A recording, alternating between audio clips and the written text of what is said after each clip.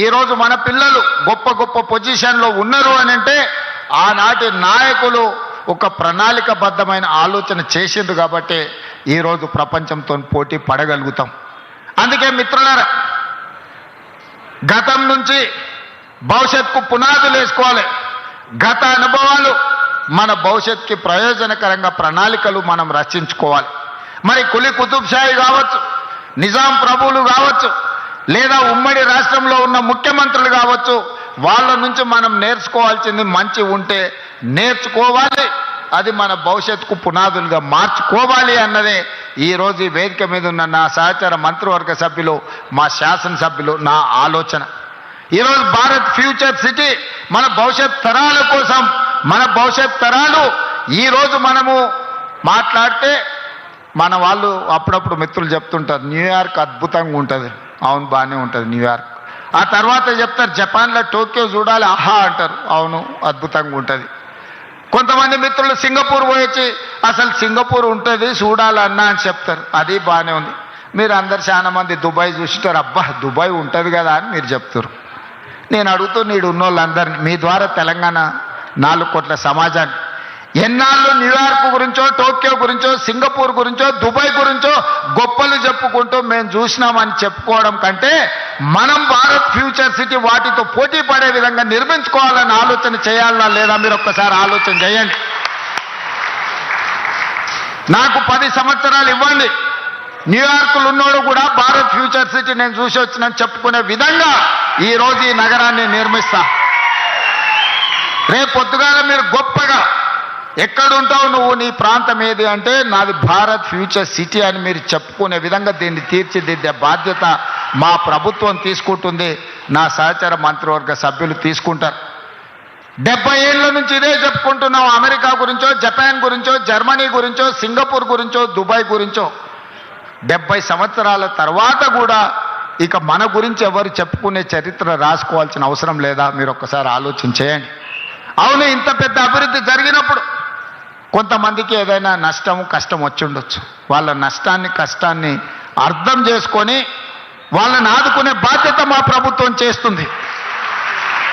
మీ ఇంట్లో పట్టాలు పెండింగ్ ఉండే, నేను మాట్లాడి కేఎల్ఆర్ గారితో మాట్లాడి అధికారులను పంపించి అందరి ఇండ్ల పట్టాలు ఇవ్వండి, వాళ్ళని కూర్చోబెట్టి వాళ్ళని ఆదుకోండి, వాళ్ళందరికీ ఇందిరమ్మ ఇండ్లు ఇవ్వండి, అదనంగా 5-5 లక్షల రూపాయలు వాళ్ళు కట్టుకోవడానికి వస్తాయి. 3-4 ప్లాట్లు ఉంటే ఒక దగ్గరనే ఇవ్వండి, ఒక పెద్ద ఇల్లు వాళ్ళు కట్టుకోవడానికి ఉంటుంది. వాళ్ళకి హాస్పిటల్ ఇవ్వండి, వాళ్ళకి అడ్వాన్స్ టెక్నాలజీ సెంటర్ ఇవ్వండి, వాళ్ళ పిల్లలకు సాంకేతిక నైపుణ్యాన్ని పెంచుదాం, వాళ్ళ పిల్లలకు ఈ భారత్ ఫ్యూచర్ సిటీల్లో ఉద్యోగ ఉపాధి అవకాశాలు కల్పిద్దామని చెప్పి నేను మా మంత్రులకు సూచన చేసిన.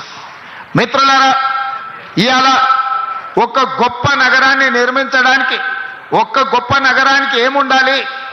రోడ్డు ఉండాలి, తాగడానికి నీళ్లు ఉండాలి, నిరంతర సరఫరా చేసే విద్యుత్తు ఉండాలి, పెద్ద పెద్ద నగరాలకు రవాణా సౌకర్యం ఉండాలి, అంతర్జాతీయ ఎయిర్పోర్ట్ ఉండాలి. మరి భారత్ ఫ్యూచర్ సిటీకి ఏం తక్కువ ఉన్నదని నేను అడుగుతున్నా. ఇవాళ భారత్ ఫ్యూచర్ సిటీకి అంతర్జాతీయ ఎయిర్పోర్ట్ శంషాబాద్లో లేదా, కూతవేటు దూరంలో. ఇవాళ మనం వేసుకునే రోడ్డు ఇవాళ ఈ ఫ్యూచర్ సిటీకే కాదు, ఫ్యూచర్ సిటీ నుంచి శ్రీశైలం వరకు ఇవాళ 100 మీటర్ల రోడ్డు వేస్తున్నాం. ఇవాళ ఫ్యూచర్ సిటీని బెంగళూరుకి అనుసంధానం చేసుకుంటూ రోడ్డు వేయడమే కాదు, బుల్లెట్ ట్రైన్ తీసుకురావడానికి కేంద్ర ప్రభుత్వాన్ని ఒప్పించినాం. ఇవాళ ఆంధ్రప్రదేశ్ ముఖ్యమంత్రి గారు అంటున్నారు మేము అమరావతి కట్టుకుంటామని. ఆ అమరావతికి అనుసంధానం చేసుకుంటూ మచిలీపట్నం పోర్టు ఒకప్పుడు నిజాం ఉన్నప్పుడు మనతో ఉండేది. ఇవాళ తెలంగాణకు పోర్టు లేదని మనం ఎప్పుడు అనుకుంటాం. దక్షిణ భారతదేశంలో పోర్టు లేని రాష్ట్రం ఒక తెలంగాణ రాష్ట్రమే.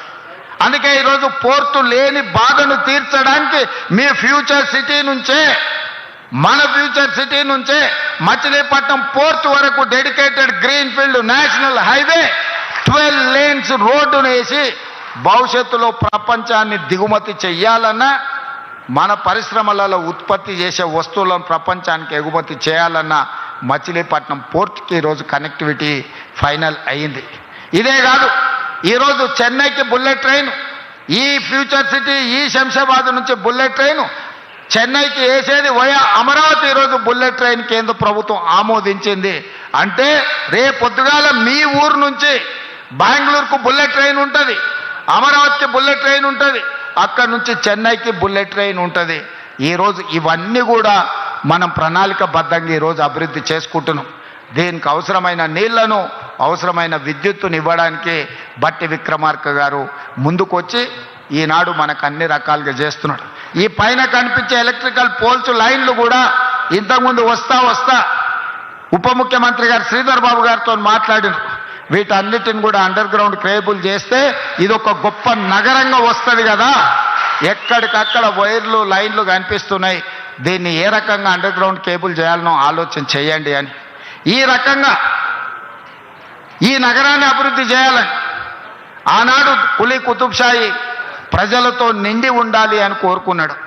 కానీ నేనేం కోరుకుంటున్నా, భారత్ ఫ్యూచర్ సిటీలో అంటే ప్రపంచంలో 500 ఫార్చ్యూన్ కంపెనీస్ అని ఉంటాయి. అంటే ప్రపంచంలో అత్యంత ఉన్నతమైన